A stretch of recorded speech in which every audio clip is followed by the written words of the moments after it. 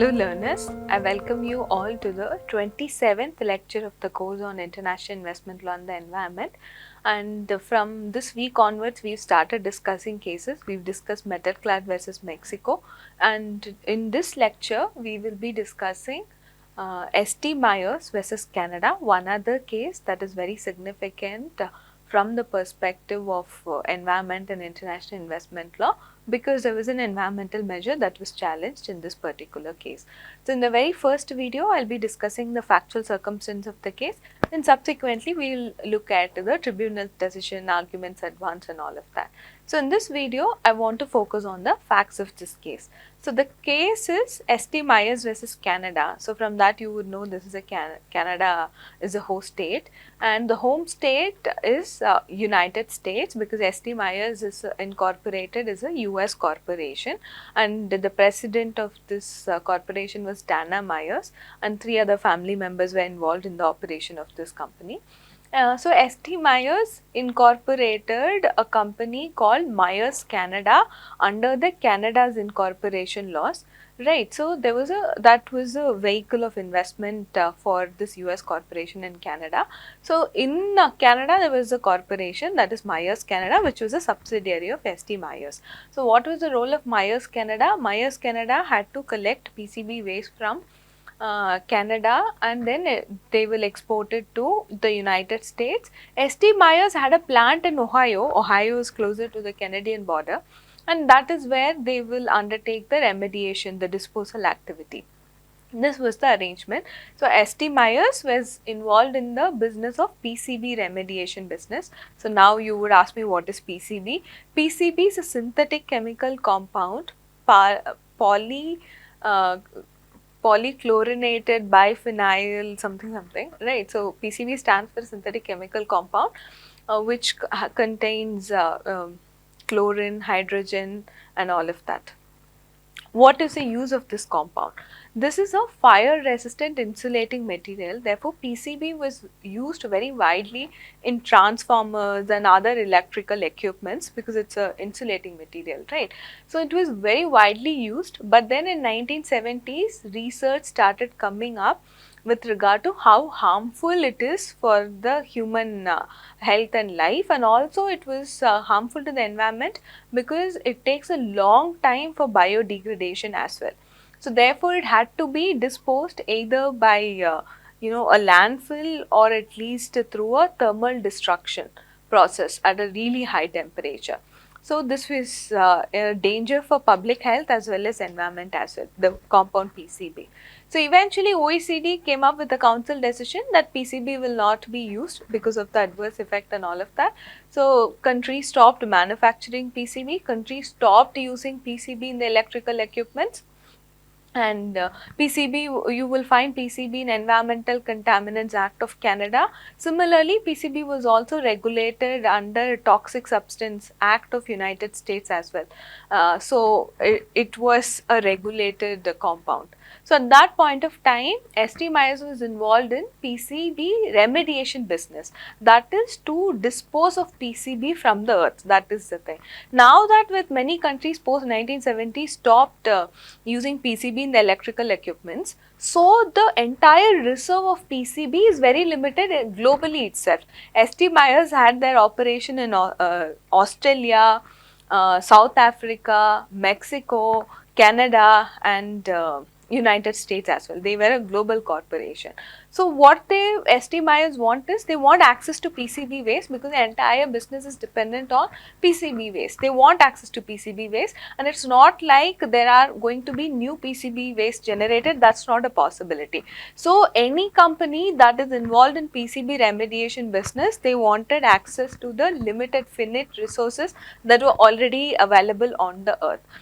So now what ST Myers wanted to do was, ST Myers had a subsidiary in Canada, wanted the Canada subsidiary to collect the PCB waste and export it to US, and the disposal will happen in US. This was their business model. Okay, so I hope you understood this. Now here Canada also had certain domestic PCB remediation industries. to give you some example, Chem Security was one, Syntec was one. So there were domestic industries also who were engaged in the same action. Right, that is there. With regard to the framework, legal framework that covered the PCB and all of that, we would see that there are two international agreements that are very relevant to the subject matter of the case. One was Basel Convention. Basel Convention was adopted under the UNEP, United Nations Environment Programme, in 1989. And the role of Basel Convention was to, it controlled the movement of transboundary movement of hazardous waste, including PCB waste. So basically, Basel Convention imposed an obligation on the parties to a ban on export or import with regard to hazardous waste from those countries which are not party to Basel Convention. That was one. And secondly, what we see here is Basel Convention still had one provision, Article 11. Article 11 of Basel Convention stated that the permission will be given provided, permission in the sense the importation and exportation of hazardous waste can happen transboundary also, across a border also, provided there is a multilateral or a bilateral arrangement between those countries, and the provisions of that arrangement should not be less stringent than Basel Convention. Then in that case, cross-border movement of hazardous waste is allowed, right? So this is what is given in your Basel Convention. This is adopted in 1989.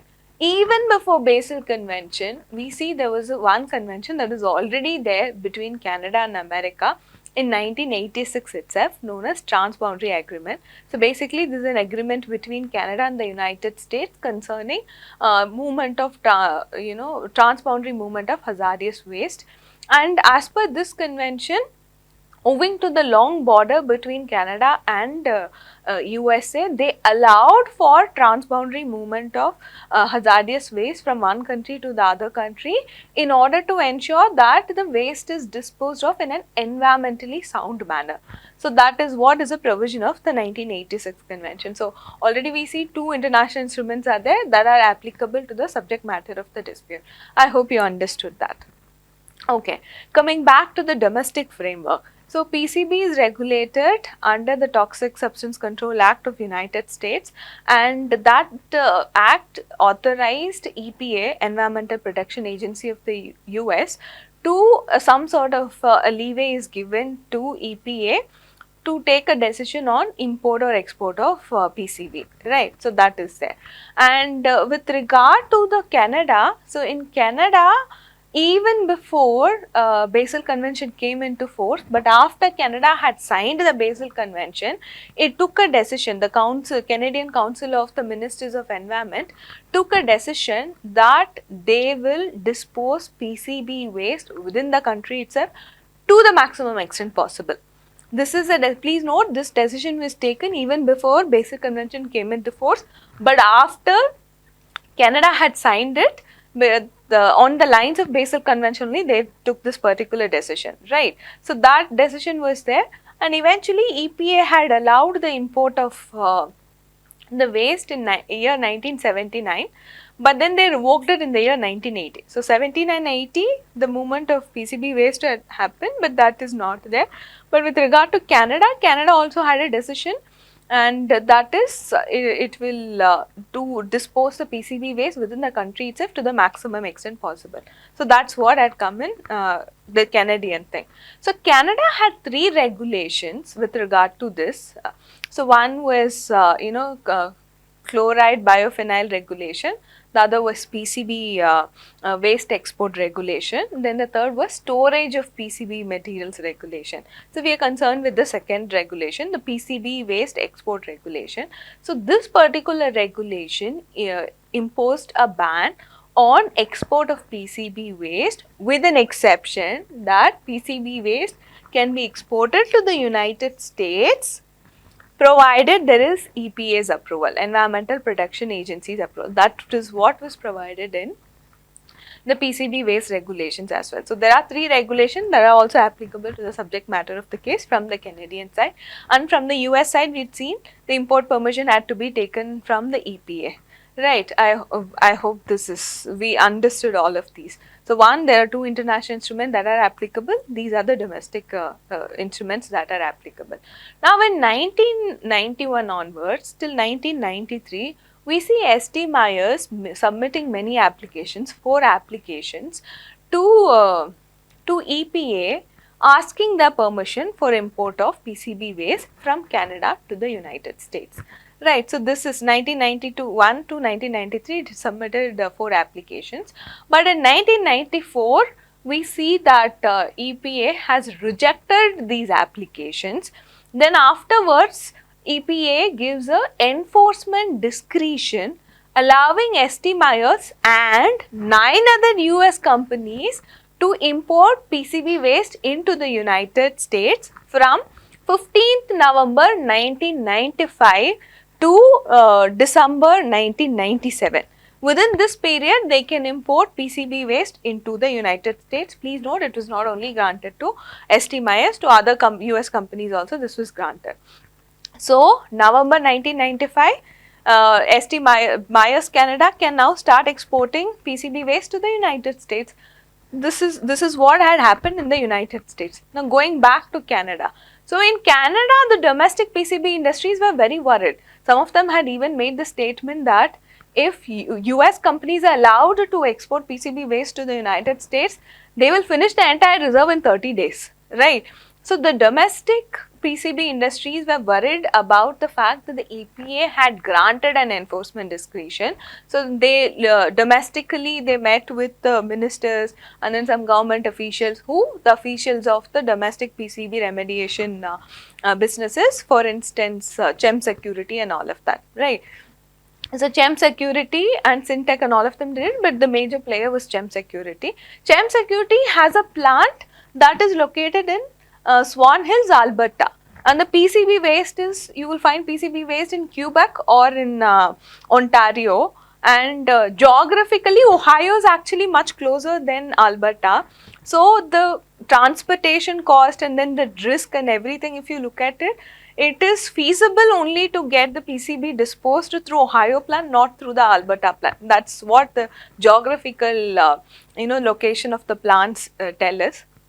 But anyway, the domestic PCB remediation business is very worried that the entire anyway PCB waste is only limited, right? There is no more new PCB waste are being generated. So they are very finite resources, so they were worried. They met with officials, they met with ministers and all of that. So what we see is an interim order was passed by the Minister of the Environment banning the export of PCB waste from Canada, and as per the Canadian law, this has to be confirmed by the Privy Council. And the very same month, that the interim order was passed in November 1995, and the very same month in November 1995, the interim order was also confirmed. The requirements of Canadian law were fulfilled. What is the significance about 1995, November 1995? If you remember what I just said, the EPA had granted the enforcement discretion from 15 November 1995 to December 1997. So this is what? So November 1995, the border is open from the United States. Canada puts a stop on the border. Canada closes the border with the interim order that was passed by the Minister of the Environment. Later on, the order was made permanent by the Council of the General, Governor General also. So there was an interim order, there was a final order which banned the export of PCB waste to the United States. So, and then there was a ban. So from November 1995, PCB waste could not be exported because of the ban imposed by these two orders. Finally, what happens is Canada decides to open the ban, lift the ban and open the border in February 1997. February 1997 falls within the period only, because anyway EPA has been granted till December 1997.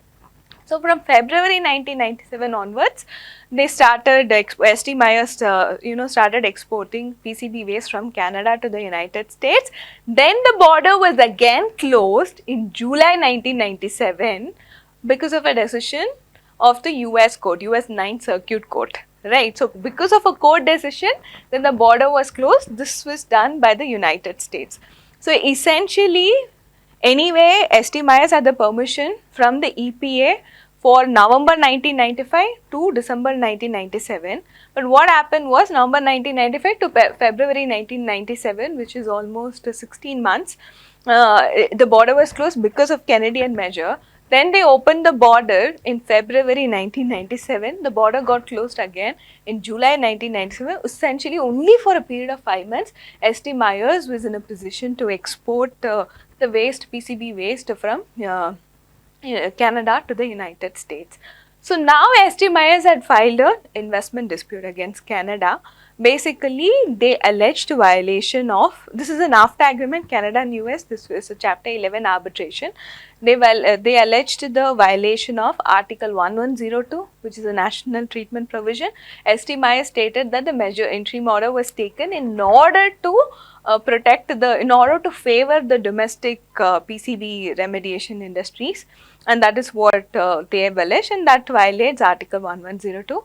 And also they found the measure to be discriminatory and arbitrary, and that violates Article 1105, which is a fair and equitable treatment provision of the NAFTA.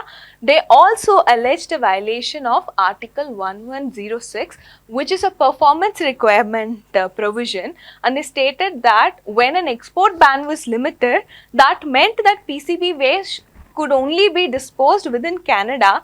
So that is a local content requirement, asking us to use Canadian goods and services, asking us to process the PCB waste only in Canada. It's a performance requirement, and our NAFTA has a provision with regard to prohibition of performance requirement. So PPR, in short, we call prohibition of performance requirement. So Article 1106 is a PPR, and then they also alleged a violation of Article 1110, which is the expropriation provision. You already know about expropriation provision of NAFTA. We discussed in the last case as well. Right, so Article 1110, because the entire business is indirectly expropriated by Canada. So this is the factual matrix of the case. These are the allegations that the claimant had brought in against Canada. In the next video, we will look at one preliminary issue that the tribunal looked at. The tribunal had to essentially look at, there were certain factual things that were submitted by ST Myers. So based on the fact, the tribunal had to decide whether there was an intent on the part of Canada to favor the domestic industries. That first the tribunal decided, looked at the factual matrix and then decided, and then they moved on to look at the substantial issues, that was violation of anti-national treatment, expropriation, FET clause and performance requirement. So that and all we will discuss, those things we will discuss in the subsequent videos. Thank you.